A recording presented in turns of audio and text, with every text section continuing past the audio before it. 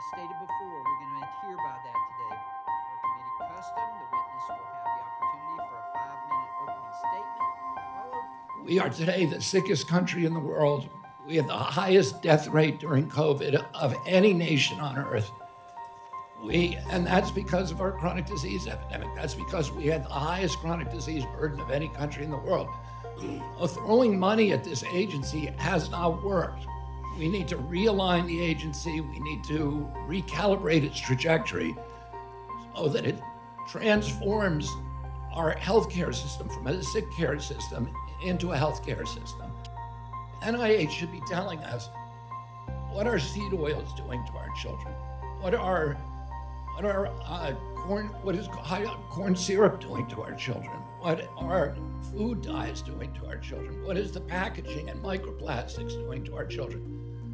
What are pesticides doing to our children? None of those studies were being done.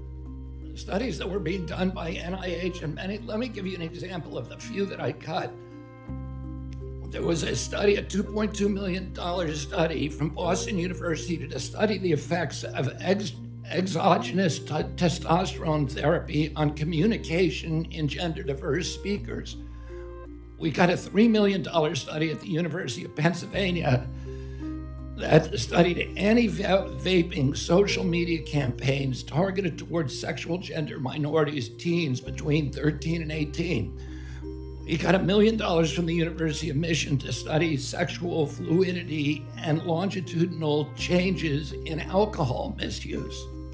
Now, I know Senator Cassidy had concerns about your views on this, and so when he voted to confirm you as Secretary of HHS on February 4th, he explained that decision by saying on the Senate floor that, quote, if confirmed, you will maintain the CDC's Advisory Committee on Immunization Practices without changes.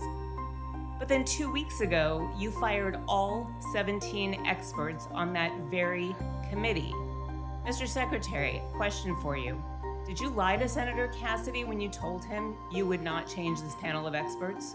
I never made that agreement. So are you saying that Senator Cassidy lied when he was on the Senate floor, lied to the American people? I didn't see that statement by Senator Cassidy. I've only heard it from you, but if he said that I agreed to it, it would be inaccurate. I made an agreement with him. I made an agreement with him, and he and I have talked many times about that agreement. My time. I just want to tell you that for most of us sitting here right now, we believe Senator Cassidy more than we trust you when it comes to vaccinations. It sounds to me like you gave him the answer he needed to hear in order to get his confirmation vote, and then as soon as you were Secretary, you turned around and did whatever you want. You fired all 17 members. I'm complying with all the agreements that Mr. I made Secretary, with Senator Cassidy. You're now on the record. You lied to Senator Cassidy. You have lied to the American people. You have lied to parents about vaccines for 20 years. And I also want to be clear that I will lay all responsibility for every death from a vaccine preventable illness at your feet. I yield back.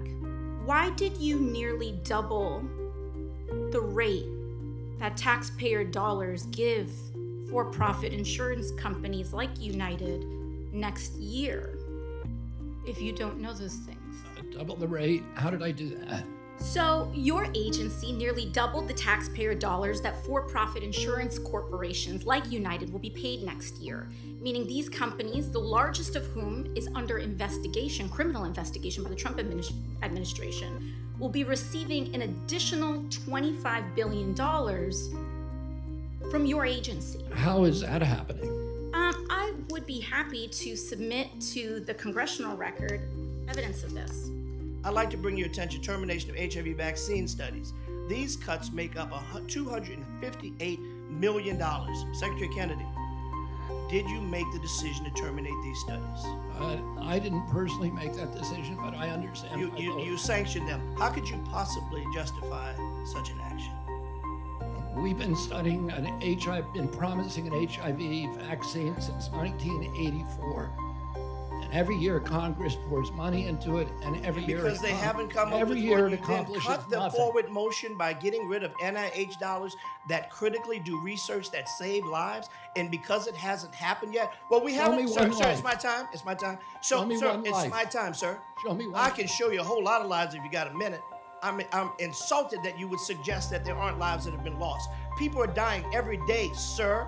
And for you to say, show me one, there are people all over this country that are suffering the loss of their loved ones. First, I'd just like to offer you a moment to respond to the outlandish claims that were put in front of you just now. As I said, we've got 27 HIV divisions. Some of those were cut. Some of the studies that were not, where we poured billions of dollars in and they were yielding nothing, have been cut. We're looking for a real solution. And we're looking to do evidence-based, gold standard science